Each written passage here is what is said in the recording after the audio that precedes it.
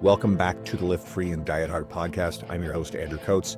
Join me along with industry leaders and friends on a quest to get more people through the gym door and eating and living healthier. Join me where evidence meets empathy while rejecting fitness industry fads and extremism. Let's begin. Dr. Brandon Parker, my friend.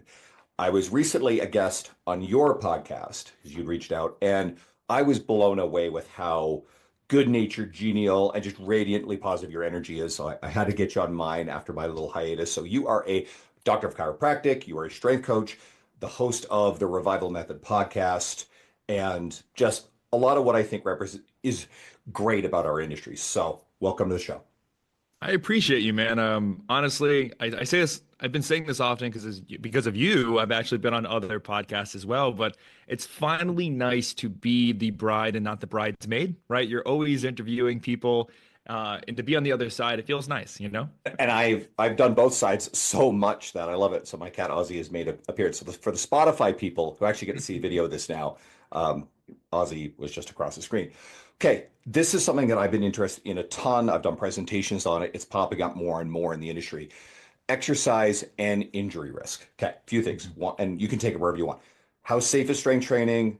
How dangerous is not strength training?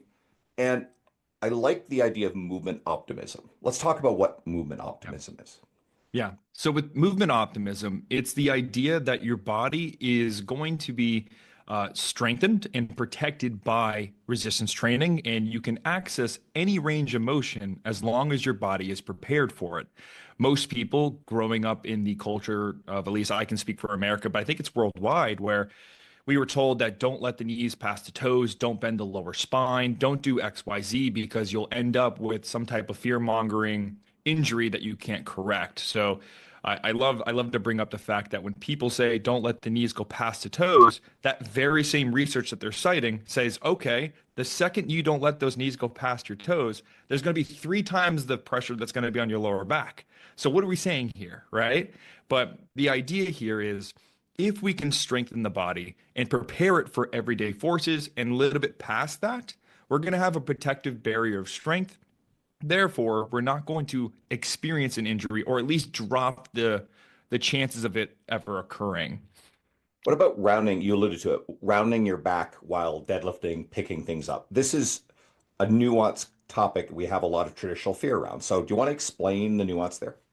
Yeah. So I see it from 2 different perspectives. So I did dabble in powerlifting for a little bit of time. And then also as a strength and conditioning coach, we would decide whether or not we were going to use the deadlift. Now, I view deadlift and deadlifting as just a tool to produce power, or it's literally a sports related outcome. And it depends on who we're working with. And when it comes to rounding your lower back as a power lifter, it could be an effective strategy that you can use to get more points or more pounds on the bar so you can excel further into your career path or your sports related career path. But as for the Gen Pop, you can also round your lower back. You also can build your spine to be super resilient in that forward flex position. But then you ask yourself, is there a necessity to it? Right? I kind of find myself in a little bit of the middle ground there where it's like, I don't want you to be fearful to round your lower back because even if you try to keep a quote unquote neutral spine, you are going to round your back to a certain extent. But it doesn't also mean that we have to turn every type of lift into a Jefferson curl because what is the point of us deadlifting to begin with, right? So when it comes to rounding your spine, it's more so why are you doing it? There shouldn't be any fear around it, but more so the question, is my body prepared for the thing that I'm about to do? There's so much there. Like, let's start with this. So you and I both have cats. Ozzy's literally climbing around here. I use him as a metaphor. He's 15 pounds. I want to be able to bend down to the ground without fear I could get hurt, having to think, pause, brace. Now, there's a lot of like false dichotomies in this whole argument. Like if you are going to be lifting in a rounded back position for a heavy deadlift, one, an experienced lifter who has developed the tissue tolerance, has the skill, is probably rounded at the thoracic, reasonably neutral lumbar spine, and they're actually maintaining their spinal position through the lift. I'm going to come back to that. That's big. Okay. So they are going to want to brace, a lot of core bracing. But to pick up my cat, because they're quick buggers, right? I don't want to have to like 3, 4 seconds set up, make sure my feet are right. He's gone by that point. So it's like I'm gonna bend down, scoop him up, round it back. I should have the tissue tolerance to be able to do that in my everyday life, or bend over and pick up a bloody spoon or a pencil or something I've dropped on the floor. Okay. But when we're approaching relatively heavy things, it's still valuable to potentially have that skill if, as you pointed out, competition deadlifting, getting into a slightly rounded position but braced position actually gives you a competitive advantage. But most of everyday life is not competition deadlifting. Yeah, yeah.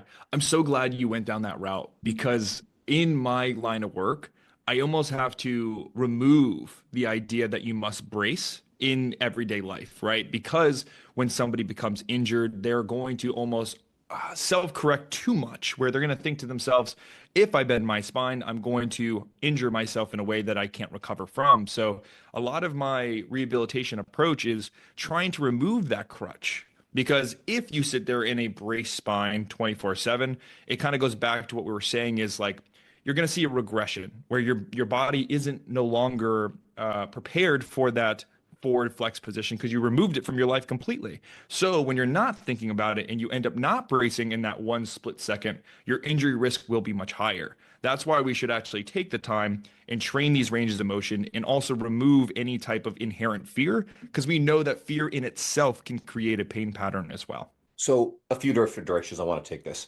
Let's go back to the original thing about how safe training is. So, usually there's a bunch of research on this, and the injury rates of within any sort of physical activity are usually represented in about injury rate per 1,000 hours. And strength training comes in consistently in that 2 to 4 injuries per 1,000 hour. We see that powerlifting, uh, CrossFit, even, right? And for CrossFit's reputation, the injury rates are comparatively low. They get higher in the competitive end, the Yep. recreational, not so much. And running is still safe, but running injury rates are quite a bit higher. Sports injury rates are quite a bit higher. So strength training is actually one of the safest things. So Yes. how important is it to actually be resilient and lessen the likelihood of injury risk in your everyday life?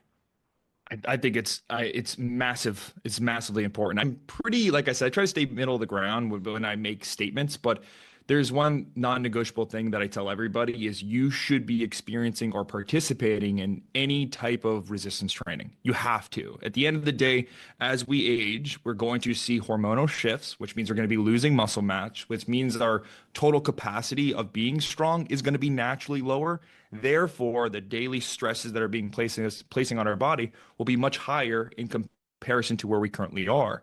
Therefore, making us more injury prone. So, if you are consistently strength training, that means you are creating an environment where your body is more resilient to stresses, therefore not getting injured. So, if I had to pick something for everybody to do, it would have to be some type of resistance training, but it doesn't have to be pigeonholed into weight training. I just prefer it. It's easier to manage it objectively, saying, am I getting stronger? Yes, I just added more reps, weight, or range of motion to the bar. But I can also be a little bit more lenient and say, if you prefer bands, fine, do bands, right? If you want to do calisthenics, great, do calisthenics. I just find that those two other alternatives are harder to measure and harder to intensify over time. And I like the way you pointed that out. Just a side note, side quest back to our last topic. Ozzy was nearby, so I bent over out of my chair, laterally rounded my back, scooped him up. And if you, I almost like hate the moment arm of it, but like the moment arm of how far away he was from me was quite long. And guess what? Like no discomfort. I can just do that because I want to. I had to be quick because otherwise he would have escaped. So kind of illustrates the point. So we're seeing more and more people. I've seen you do this. I'm going to bring on, I've got him booked, Range of Strength Lucas, who's great. I mean, I think he's one of the best at this. He's But phenomenal. we see people moving and loading into, and it's resistance training, but in unconventional movement patterns versus, say, the strictness of, what a technical deadlift is supposed to look like, what a row is supposed to look like, etc. So, what are your thoughts on exposing you to these atypical uh, exercise form, and how important is exercise form, and is there a relationship between exercise form and injury risk? Yeah, that's a great question. So First, I always think about when it comes to exercise execution, we have to just go back to the roots. And speaking of Lucas Hardy, Range of Strength, he does a very good job at illustrating this, where a lot of the rules and guidelines that we have set up is based off the fact that barbells are a certain height, our 45 pound plates are a certain weight and all that.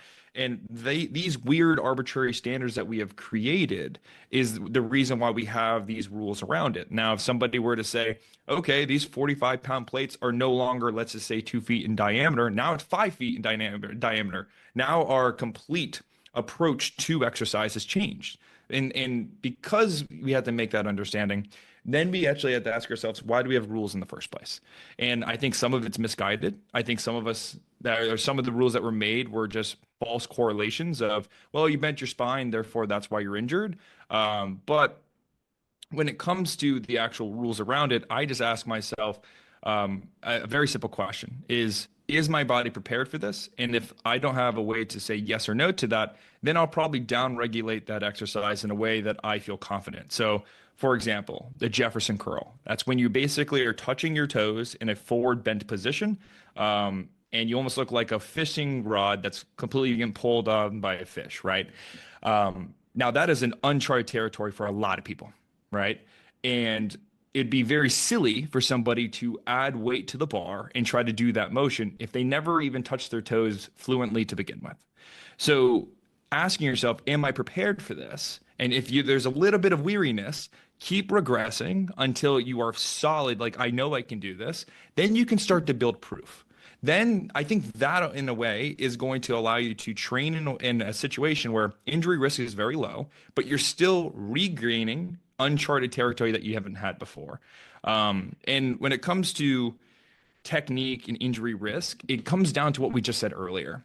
The reason why we use technique is either to optimally place us in a position where we can move the most amount of weight, whether it be sports performance.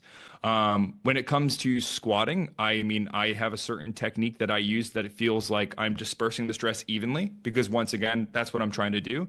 But if it comes down to a fact that I am trying to build a certain attribute, that is going to dictate my technique. Not and whatever technique I use, depending on whether or not I'm prepared for, is then going to dictate how much injury risk I have. I hope that makes sense. That makes a lot of sense. I'll sort of Okay. reframe the last little bit. Is I tend to think of technique as more about targeting appropriate muscles to build muscle strength. And you will also allude to, well, motor patterns, right? We're trying to move in space. So, Yeah. and why do we need to be able to move in space? Well, sometimes it's just training for those other things, for mental health, for metabolic health, et cetera. But some people are actually doing it for athleticism. And I don't Right. believe you have to mimic. In fact, this is sort of a debunked myth that you need to have sports specific training in a gym to mirror the movements on the field or on the ice or whatever have you. I think you're way better off just generally getting yourself pretty strong in a variety of movement patterns.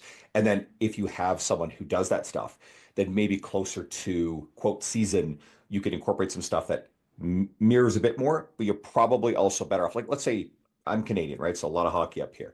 I don't tend to try to mirror skating motions when it comes to lower body activity, right? I don't try to make my lunges look like skating.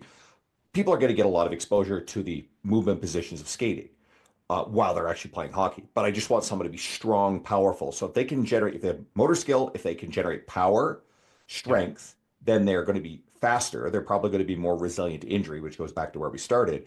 And their performance is just going to be better on the ice. But the actual skill of skating, I didn't grow up playing much hockey. I'm not going to be able to teach a high level. Like I've worked with junior hockey players. I can't teach them how to skate better than I've got a friend named Daryl Marchuk who's involved with. He's got the franchise for Perfect Skating. I think it's something to do. Came out of I think it's the Colorado Rocky, not Rockies baseball, Colorado Avalanche coach, skating coach, or someone involved with them who's worked with people like Nathan McKinnon. Anyway, so my buddy Daryl, he literally coaches this stuff at a very high level now. If I've got an athlete, I'm going to send them to him and go, hey, you work on them with the skating. I'm just getting them strong and muscular. Yeah. It's kind of like when I was in the sports performance world, it was always a thought process that I'm just trying to build larger capacities and different attributes of the athlete, right? Like if you are very strong in, let's say, a squat lunge pattern, my assumption in football, you're going to be able to triple extend very easily. And that means tackling, running, and all these things will just naturally be higher. It's almost like you're creating a buffer, a reservoir for the athlete to finally tap into once they start to relearn or, let's say, refine the motor patterns that's specific to their sport. But if you sit there and you just say, okay, you are triple extending, therefore we're going to triple extend for the next 6 months, it's just you're going to get diminishing returns. I'd rather specifically try to build up tissue tolerance, so just basically bodybuilding, right? And then try to take that new horsepower that we built or capacity that we just built and try to amplify it. And that means just like, hey, you put on 15 pounds of muscle. Let's just make sure that 15 pounds of muscle is going to be hardwired, ready to fire, specific to the sport. I was thinking about with the whole deadlifting and round back thing. One of the better examples is sometimes critics of rounded back deadlifting will cite, Lane Norton hurting his back in deadlifting, or critics of deadlifting in general. But Lane is very clear. I mean, he's sustained a fairly serious injury. He now deadlifts, if you watch him, with a rounded thoracic posture. And by rounding your thoracic, you have better reach for your arms. So if your arms can reach lower, then you actually don't have to get into as much lumbar flexion. So there's actually theoretically less shear on your lumbar, or you can handle heavier loads, right? So Yeah. there you go. But what Lane has clarified is that he has not sustained any injuries to his back with this position because he's rounded his thoracic. He's bracing very effectively, and he's able to hold that position through the whole range of motion. Where he got hurt was when he was trying to straight back deadlift and under heavy load wasn't able to maintain that position. And then it caused him to round under load in a way Yep. he couldn't control. And I think this is one of the things that gets people in trouble is, and it comes back to load management. So I want to hear your thoughts on load management. But when we use loads that we are not able to control through the range of motion, we're moving those loads and our body position shifts, that's going to increase our likelihood of injury. So can you explain what load management is? Yeah, yeah. So load management, I think a lot of people they focus on the physical stress that they place their body on. A lot of people think, okay, I experienced 20 sets of let's say like leg dominant movement. That is the stress I place on my body. But I feel like people need to take it a step further, where they have to be considering what is their quality of sleep, the quality and quantity of sleep, the nutrition behind it, like am I being fueled properly? And what is the psychological stress that's going on right now as well? Because when you don't account for all the other stresses that's being placed on your body and you think you have a full gas tank, but you don't because I don't know, financial stress has been keeping you up at night.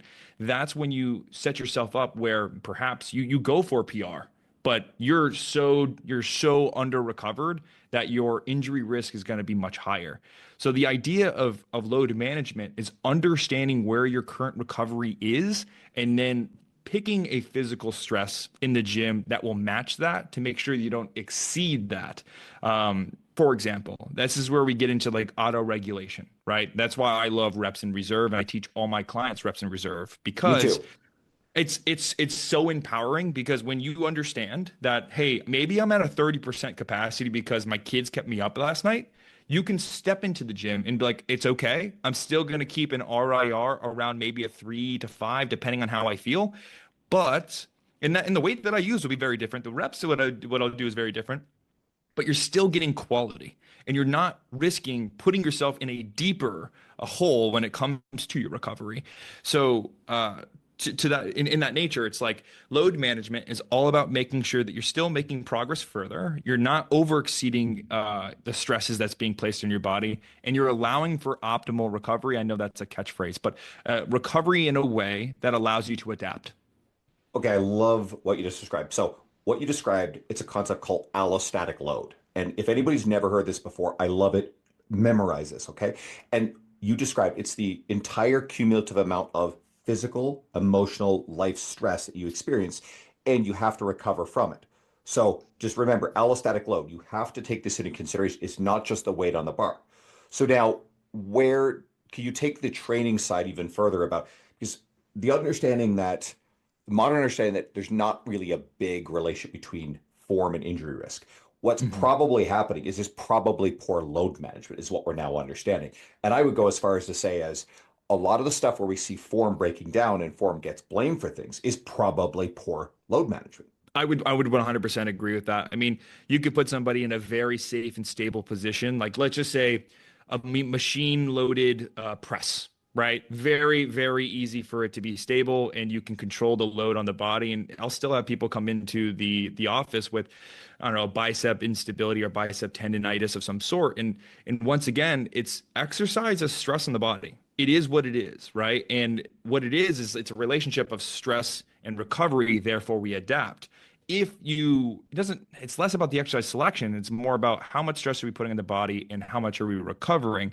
And to go a little bit further, it's kind of like this. If you were under recovered and you know you have a leg day, instead of putting yourself in a, let's say, relatively unstable position, let's just say rear foot elevated split squat, right? That's high effort. That's an unstable environment. Your nervous system in your body is going to take on a lot of stress. High But if you're skill, going in, what's that? high skill. High skill as well. So you have that going on. You know you're coming in with half a gas tank. Let's add more stability to the movement, right? Maybe we turn this rear foot elevated into a Hatfield-esque squat, right? Hold on to the bar, add some stability, right? Or you can take it even further, right? Like maybe I'm just gonna leg press today, right? Maybe I just take it even further. Maybe I'm just gonna leg extension, leg curl. It's figuring out how to maximize the amount of stress on your body without overdoing it. And learning where you are on that continuum is a skill. It's never going to be perfect, but the more you ask the question, the more you calibrate for accuracy. And that's where I feel like the athletes that don't get as injured as much, right? The athletes that perform at their highest are those that have that, what we would consider intuition of when to push it and or when to hit the brakes. You alluded to something great there, and I've heard Muscle Doc Jordan Shallow. So he's the other DC that I really respect the shit out of and knows their stuff when it comes to training. And I remember he had some sort of like video-based media, and he was talking about, you get someone coming in, they're tired, they didn't sleep well, they're stressed or whatever. And instead of, having them just barbell squat, just stuff them in a leg press, like you said, and you could actually keep the intensity quite high with that stability. So he was advocating that you don't like go easy on them or have a light day. He was arguing against that. He's like, no, you choose your tools so you could actually safely and effectively give that person a tough workout, but you've created an environment where they're less likely to get hurt. A further example of this is I think I told this recently on another episode. I fell down my stairs in April. And Sam Spinelli, who's a good friend of mine, doctor of physical therapy, assessed, and he believes that I had a grade 1 ACL sprain in my knee and a quarter post injury. And honestly, it was limiting me. Like initially, I was limping around pretty bad. Body weight squatting, not a thing. And even now, I don't feel great just doing a body weight squat. But for whatever reason, getting into a pendulum squat, which has a ton of external reference, tons of stability, I Yeah. feel great. And I was wearing knee sleeves, but even without them, uh, I move really well in it. My knee doesn't bother me. I make sure I warm it up pretty good. And I'm actually able to load it really hard, really heavy, and produce a lot of intensity there.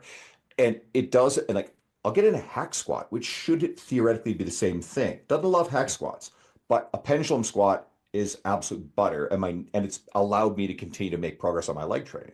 So Yeah. oftentimes just that external stability is one of the best things you can do. And we're understanding more and more now this whole like argument machines versus free weights, and people used to think free weights are better for building muscle. No, you stabilize something. Actually, let's talk about that. I want you to explain it. Why is stability in machine-based training now so effective for strength and for muscle building?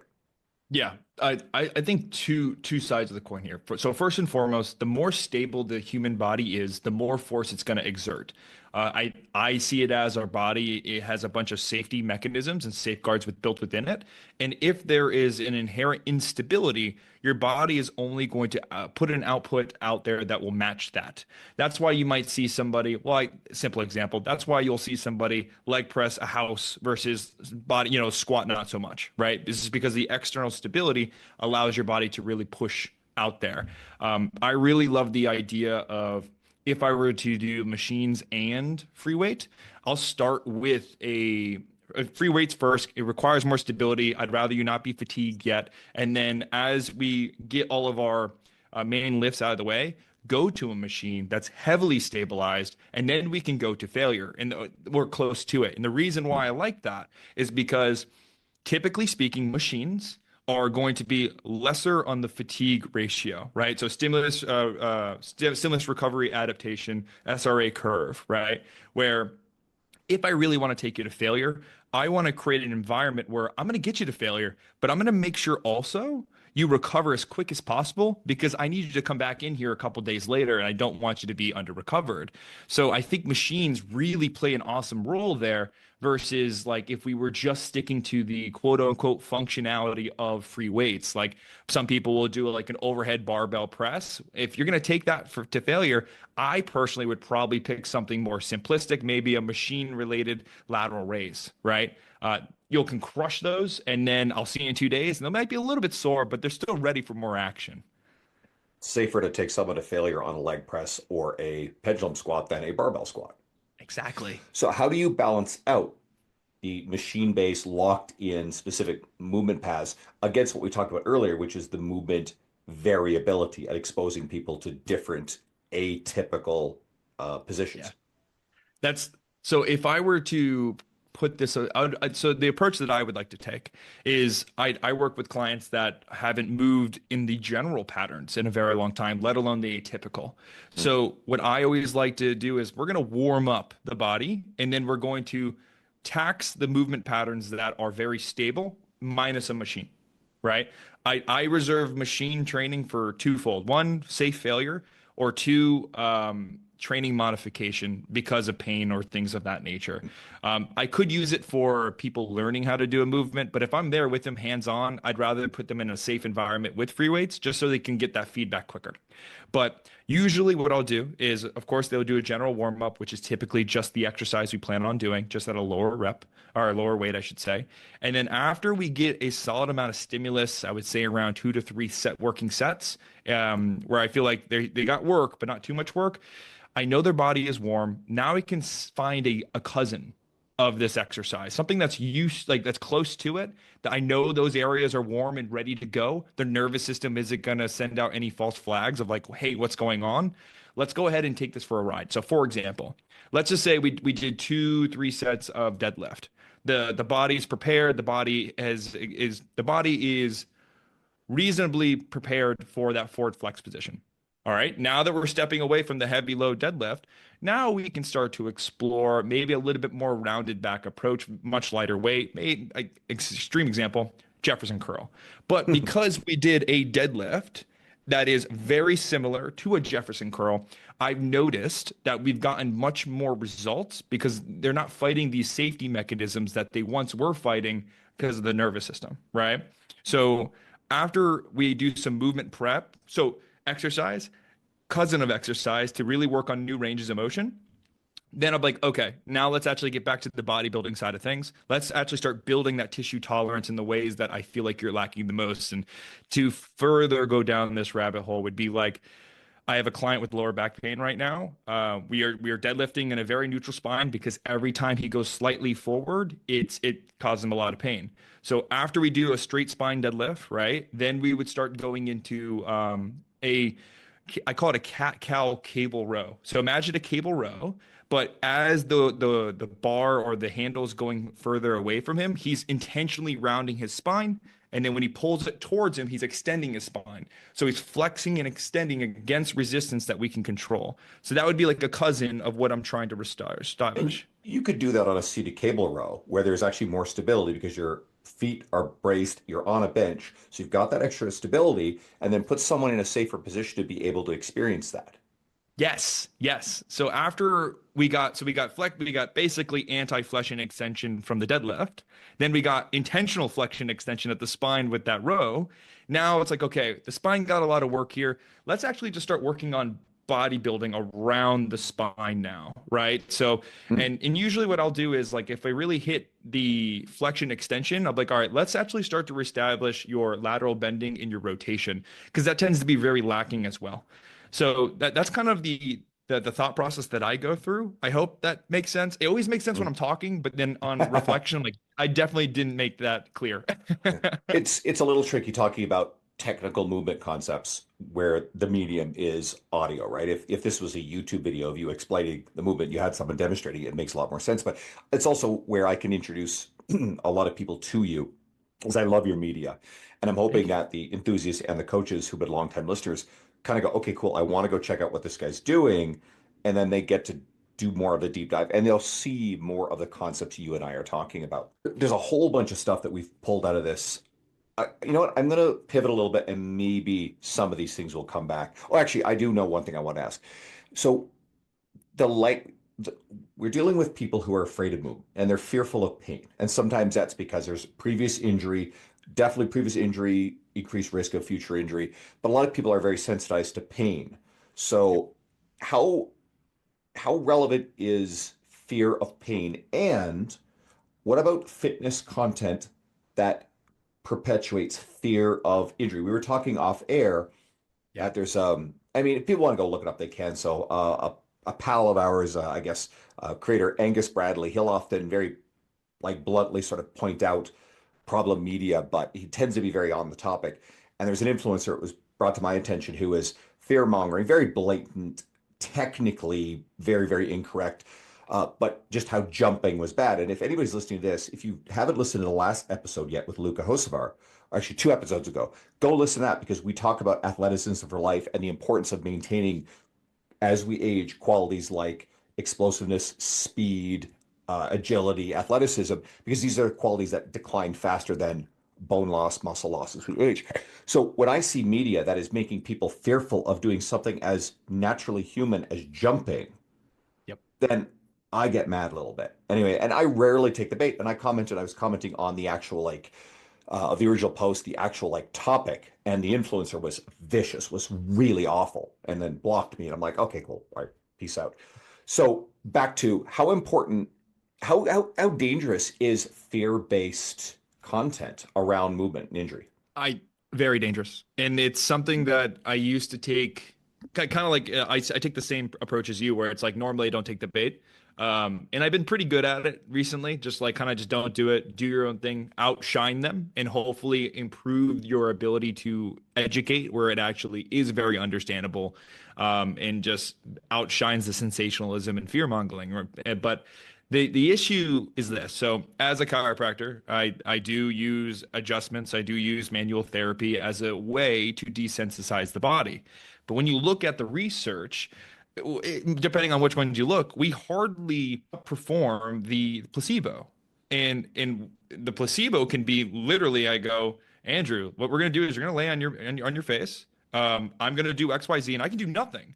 But if you believe that what I'm doing is going to create a result, you are much more prone to having a positive outcome. So That's the reason that's faith-based healing. That's totally off topic, but faith healers. Anyway, the and, religious and crowd are and going the to be bad about that one, but reason why I'm bringing that up is yeah. because if we know that, all right, I don't want to get any heat for this, but like let's say acupuncture, they Mhm. compared that to people just picking like poking people with toothpicks and had the same outcome, right? If we know that our perception of how effective this modality will be is that powerful where it can actually dictate whether or not we get a success, it's the same idea if we believe our spines are going to explode if we bend forward. Our knees are decrepit, arthritic. It's because of the years and years of running or so on and so forth.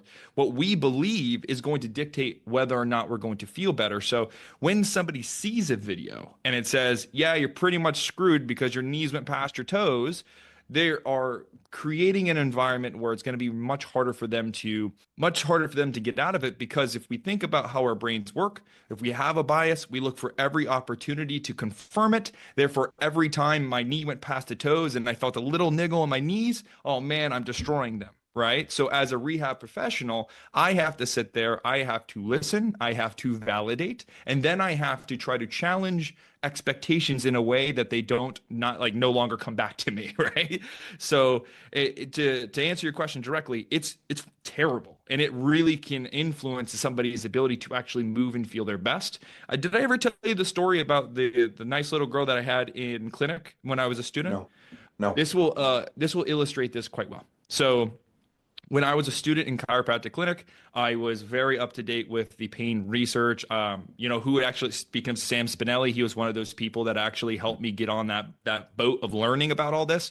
And a girl came in. She had chronic low back pain that she described to be 11 out of 10 if she slightly bent her spine forward. It's like, okay, well, this is crazy. She came in with x-rays. She came in with MRIs. And this is a very rare situation where there was no reported findings on either one. So you have somebody that's 11 out of 10, no structural damage at all.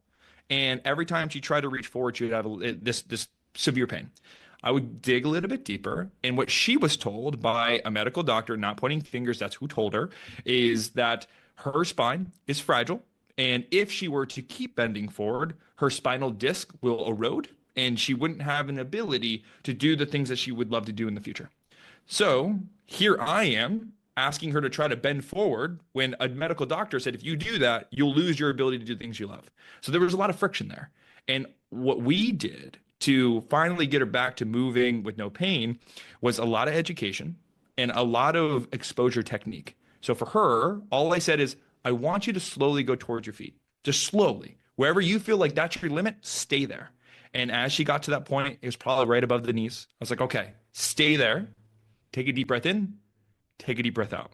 As she mentioned her heart rate and her anxiety was coming down, she was able to go further down the legs. Now, of course, this was an exposure technique that took a couple of visits, but when she finally was able to get down to her toes with the education that we're pairing with it, she no longer had pain.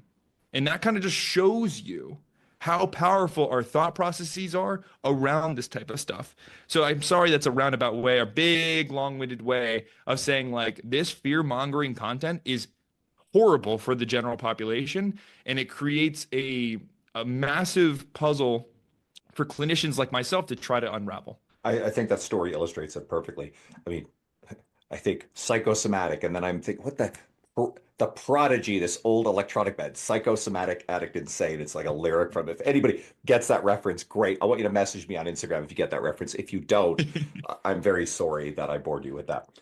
Okay, little pivot, because I think that was, again, I've been using the word masterclass a lot with some of these episodes, and I really enjoyed these topics. So here's another one. You said this, quote, health is a requirement to be the best version of yourself. What does that mean? So if you look at any situation, and I guess health is an ambiguous term. So I think that us as human beings, we have a responsibility, right? And I could go down the rabbit hole, not the rabbit hole, I can go down the cliche and say that like your body is your temple, but it's true, right? Like our decisions now are going to dictate our life in the future. If you do not start taking care of yourself, even with the sheer basics, when you are 60, 70, 80 years old, you are going to be questioning why other people at the same age is able to play pickleball or go for hikes and not feel hindered by their body. And it's not the things that they're doing in that moment at 60, 70, or 80. It's what they were doing years and decades prior. And that sounds, some people are like, oh man, I don't know what to do. And that might create a sense of urgency. And I hope it does, because once again, a lot of the people that I work with are stuck. They have such a complex health issue because they allowed other things to take priority other than their health, not realizing that when you prioritize your health, everything else will actually improve. So when I said that health is it's not only your job, but it's a necessity for life, where is your physical strength at? We know that if you experience a load that is higher than what your body is prepared for, chances of you getting injured way higher than if it wasn't, right? As we age, we lose muscle mass at an alarming rate. So if we know we're losing muscle mass, that means we're probably losing strength, which means you're already inherently more injury prone. And all it takes is 1 to 2 injuries, to maybe 3 injuries, for you to basically be stuck. You have the people that break their hip and they say that they're more prone to dying at early death, is because that is such a hard rehabilitation journey, especially when that happens at an older age.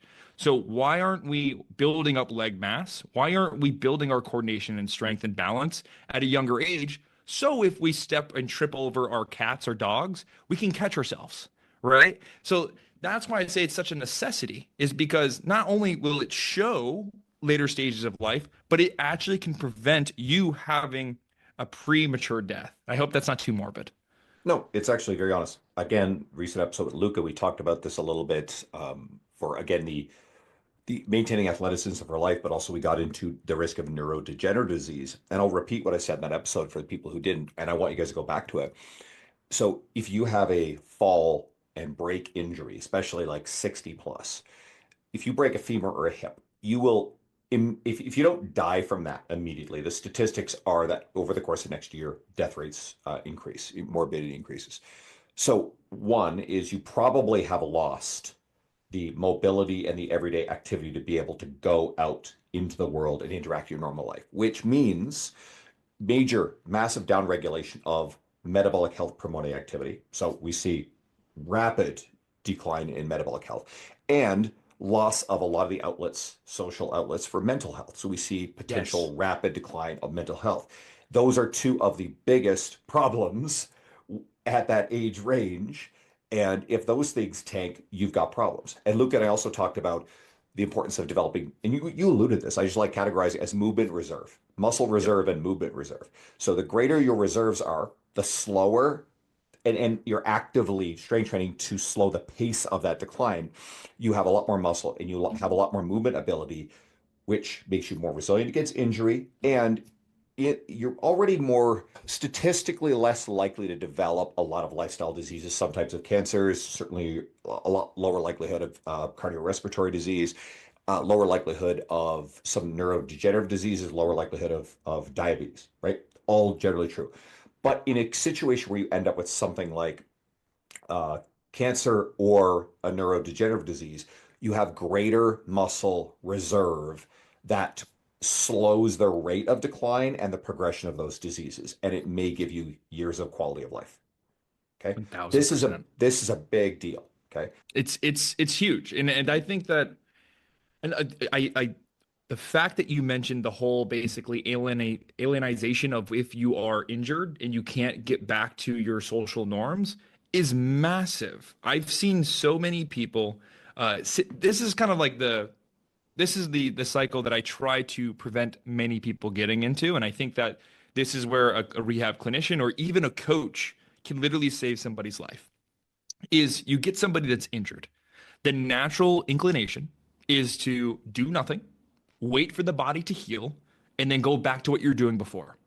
But in that moment, or in those, let's say, 4 to 8 weeks, depending on the severity of the injury, when you're doing nothing, you are regressing.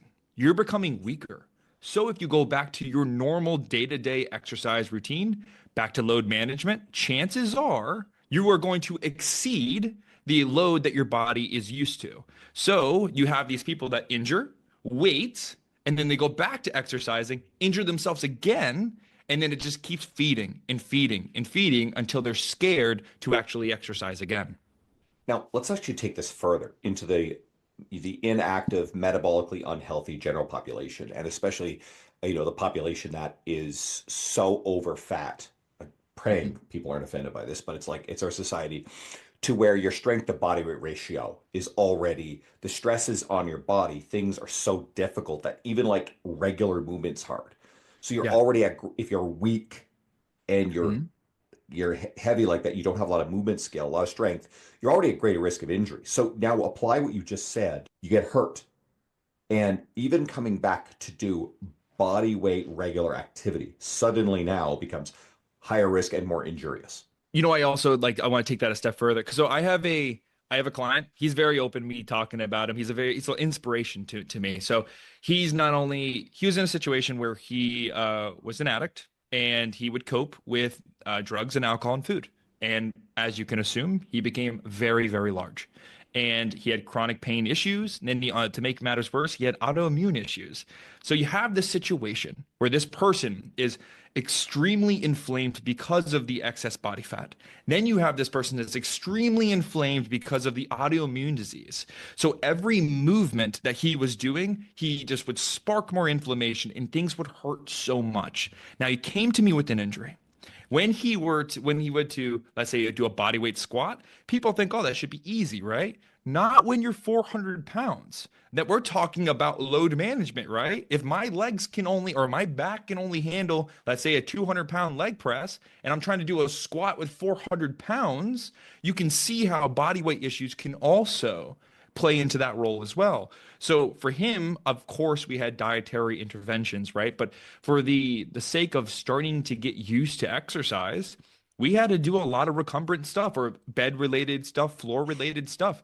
And I used a towel. So basically, let's say if we were working on hip flexors and core, I would wrap a towel around his foot and I'd be like, we're playing tug of war, get your leg back. And we would go back and forth until he would hit an RIR of 1 to 2. And he's like, I've never felt that level of intensity. And here's the cool part, that is such a small exercise, but not only did he learn what type of intensity that he needs to access, but he also learned that there is a potential for exercise that doesn't give him any type of repercussions. And I think those two learning moments in such a small arbitrary exercise pays massive dividends down the road. And you just described using a lot of external reference and stability by bed, floor, etc. So it's actually made it safe for him to do it. So all this stuff comes for full circle. Now, Yeah. all this morbid talk, I can't remember where I got this, but recently I some sort of podcast, I think, and or maybe it was a book, and it talked about how there was statistically this cohort of people who were told, I think it was cardiovascular health risk, that if you do not change your lifestyle, this will kill you. They were in really, really serious shape. And statistically, 6 out of 7 still couldn't change despite that. So all of our messaging there, statistically speaking, is it enough to make people change? So one of the things I like about your media, I at least want to touch on this, we'll leave with this as long as you have time, okay, Yeah. is motivation. You talk a lot about motivation, but not in this traditional, like, hey, try to like hype people up motivation. And the quote is, the fastest way to solve your motivation problem is to take care of your own personal needs. Yeah. Go. It's when I wrote that, I'm going to be honest with you, I was almost talking to myself. So, being an online coach, being an in-person practitioner, you can burn the candle at both ends very quickly.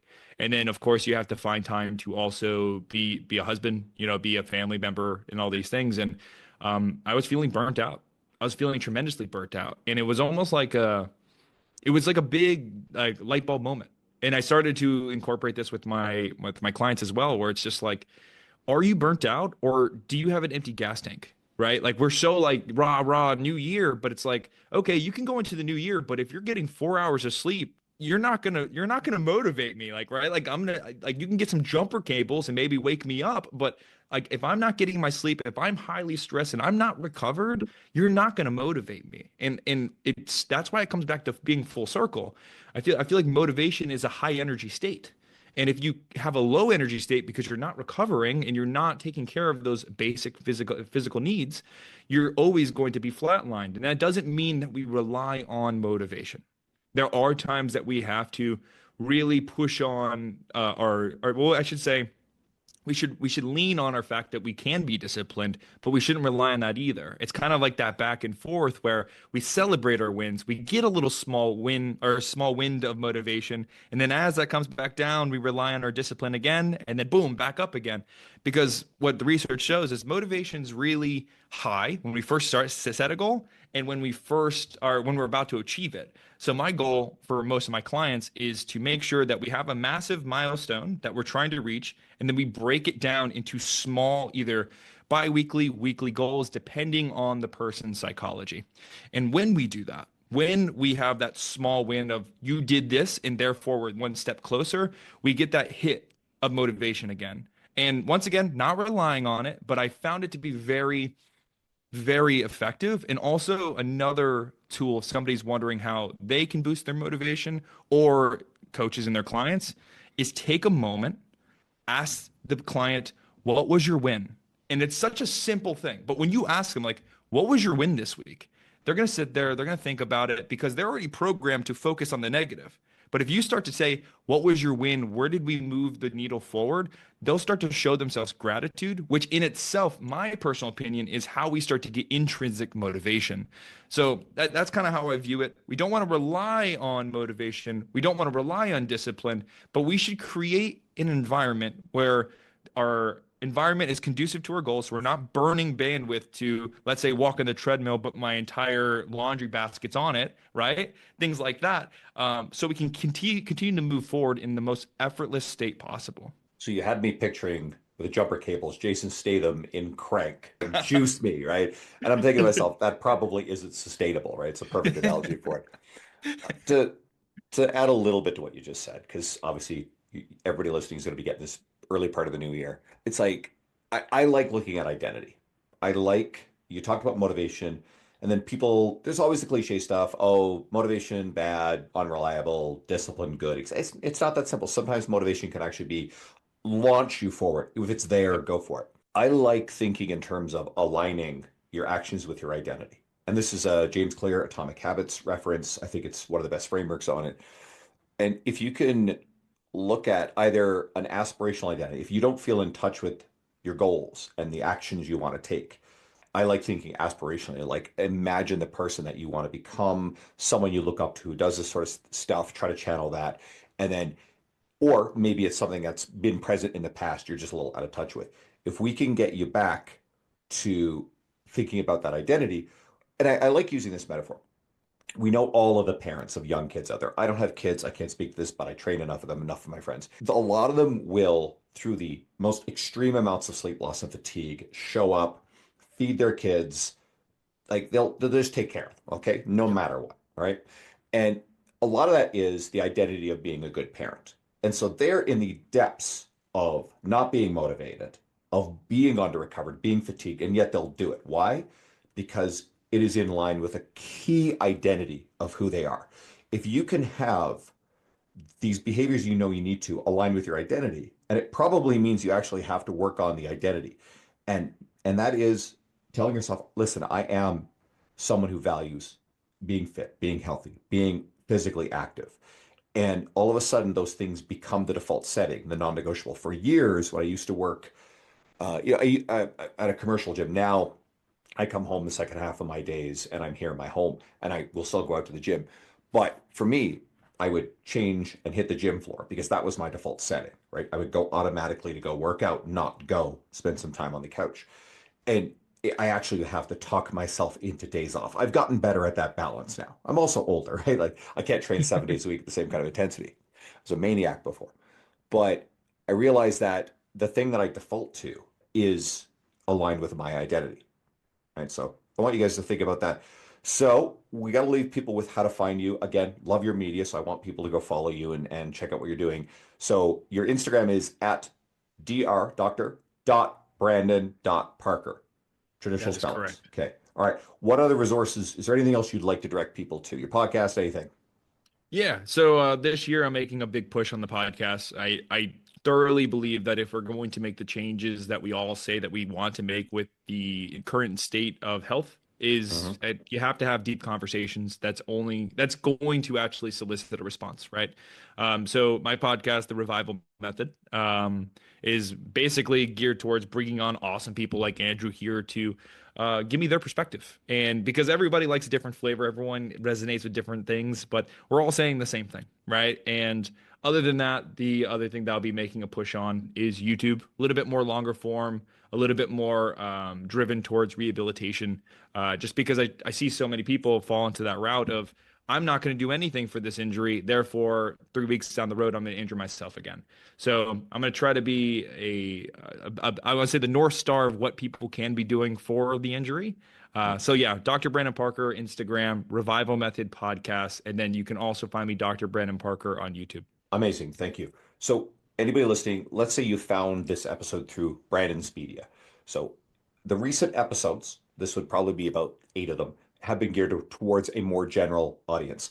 The 300 plus before that are geared more towards coaches. You will find a lot of people like my friends, Dr. Sam Spinelli, a lot of other professionals we talk about similar concepts to what we do here. There's a lot of great career stuff. There's a gold mine there for coaches. I think anybody would love it. Going forward, it's definitely going to be geared towards these kind of conversations. And I will, at some point or other, I'll bring Sam back. I've got Lucas Hardy planned on the podcast. I just had Luca Hosvar, who's great.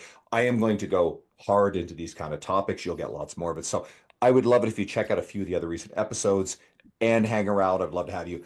For anybody listening, long time or new, message me on Instagram. I want to hear if you're enjoying the new approach, the interviews, the guests, etc. Please go follow Brandon, support him. He's one of the good guys. And you know what? That's a lot of asks, but if you are here at the end, you like this. I know that. So Can you take this episode? Someone in your world is going to benefit from this. You probably thought of someone. You take this, slip it in their text and say, hey, I think you'd like this. You can help me get this in front of more people. I think this nuanced, evidence-based, empathy-based media is going to be a big difference maker for a lot of people, coaches and everyday people. And I want to make our industry a better place. So thank you, everybody, for listening. Brandon, thank you.